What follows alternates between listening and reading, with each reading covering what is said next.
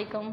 My name is Farzana Shafiq और मैं आज जिस उन्वान पर बात करने जा रही हूँ वो है हमारा उर्दू सब्जेक्ट। उर्दू में आज मैं आपको पढ़ाऊँगी मरसिया। ठीक है, सबसे पहले हम मरसिया की तारीफ़ पढ़ेंगे कि मरसिया किसको कहते हैं। मरसिया एक्चुअली अरबी ज़बान का लफ्ज़ है जो रसा से निकला है। रसा का मतलब है रोना, पीटना,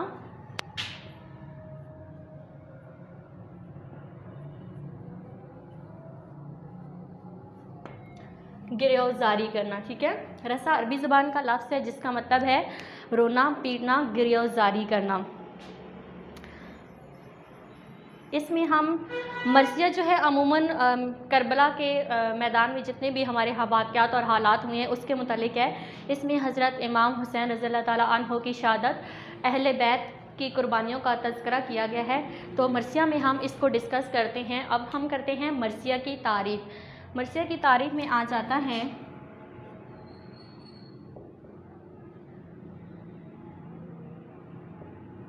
मरसिया की तारीफ़। मरसिया की तारीफ़ में हम ये कहेंगे कि इससे मुराद वो बयान है जिससे दिल में रहम और हमदर्दी पैदा हो। मरसिया इससे मुराद वो है कि जिससे दिल में रहम और हमदर्दी पैदा हो। इसमें औसाफ़े मुर्दा, मातम, पीटना, रोना, वो नज़्म या अशार जिसमें किसी शख्स की वफ़ात या शहादत का हाल बयान किया जाए, उसके रंज और गम के मुतल्लिक़ जो भी बातें बयान की जाएँ उसको क्या कहते हैं, मरसिया कहते हैं। ये तारीफ़ हो गई है मरसिया की। इसमें हज़रत इमाम हुसैन की शहादत, अहले बैत की मुसीबतें, करबला के वाक़यात और हादसात का तज़किरा किया गया है। उर्दू शायरी पर अगर हम नज़र डालें तो हमें मालूम होता है कि मरसिया की इब्तिदा ज़माने कदीम से हुई थी, यानी ज़माने कदीम में भी मरसिया गोई की जाती थी। अरब में ये बहुत पहले से रवाज था कि वो किसी भी जब कोई फौत हो जाता था या शहीद हो जाता था तो उसकी मैयत पर रोते थे, पीटते थे, उसके औसाफ बयान करते थे। ठीक है, तो अरबों में ये रवायत शुरू से पाई जाती थी।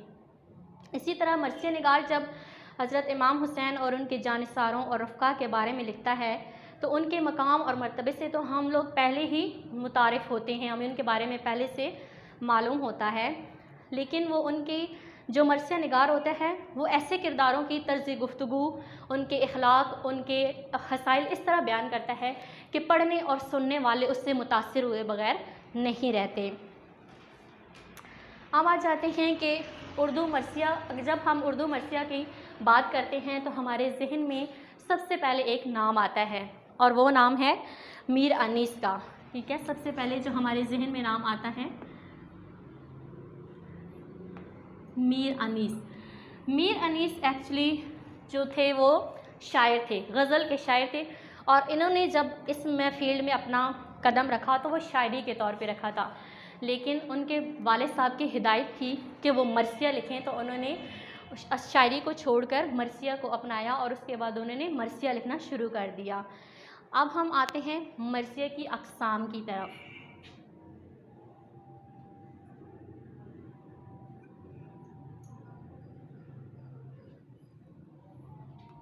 मरसिया की अक़साम पर अगर बात की जाए तो मरसिया की 3 अक़साम हैं।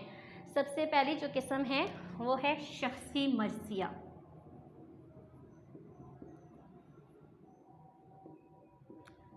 शख्सी मरसिया जैसा कि नाम से ज़ाहिर है किसी भी शख्स के बारे में हम बोलते हैं, यानी कोई भी शख्स अगर फौत हो गया है या शहीद हो गया है तो उसके मैयत पर जो रोना पीटना होगा या उसके जो औसाफ, जो खूबियाँ, जो बातें बयान की जाएंगी उसको हम क्या कहेंगे, शख्सी मरसिया। नंबर 2 है मजहबी मरसिया। दूसरी किस्म में आ जाता है मजहबी मरसिया। मजहबी मरसिया जैसा कि हमने ऊपर पढ़ा है पहले ही कि हज़रत इमाम हुसैन रज़ियल्लाहु ताला अन्हु की शहादत, अहले बैत और उनके जानिसारों की बहादुरी के जितने भी वाक़यात मैदान करबला में रूनुमा हुए हैं ये सारे हमारे मजहबी मरसिया में आ जाते हैं। इसको हम कहेंगे मजहबी मरसिया। और नंबर 3 और लास्ट है हमारे पास कौमी मरसिया।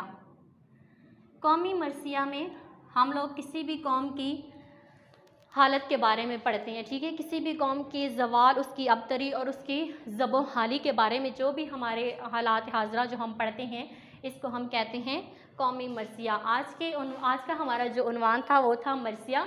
मरसिया किस ज़बान का लफ्ज़ है? अरबी ज़बान का लफ्ज़ है और उसका मतलब क्या है वो हमने पढ़ा, रोना, पीटना या गिरफ्तारी करना, ठीक है।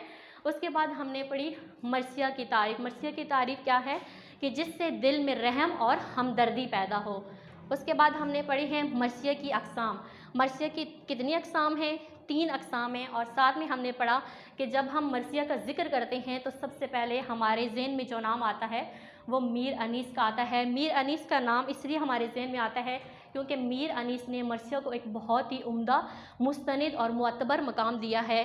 जो उन्होंने मरसिए जितने भी लिखे हैं उनके जो उन्होंने अपनी उसमें लिखे हैं ज़िंदगी में, वो बहुत ही उम्दा और बेहतरीन थे। उन्होंने अल्फाज और तराकीब का, तशबीहात और इस्तारात का, हर चीज़ का इस्तेमाल बहुत ही खूबसूरती से बांधा है और एक ही मज़मून को उन्होंने कई मुख्तलिफ़ उन्वान और कई मुख्तलिफ़ रूप में हमें जो है बताया है। आज का हमारा इतना ही है।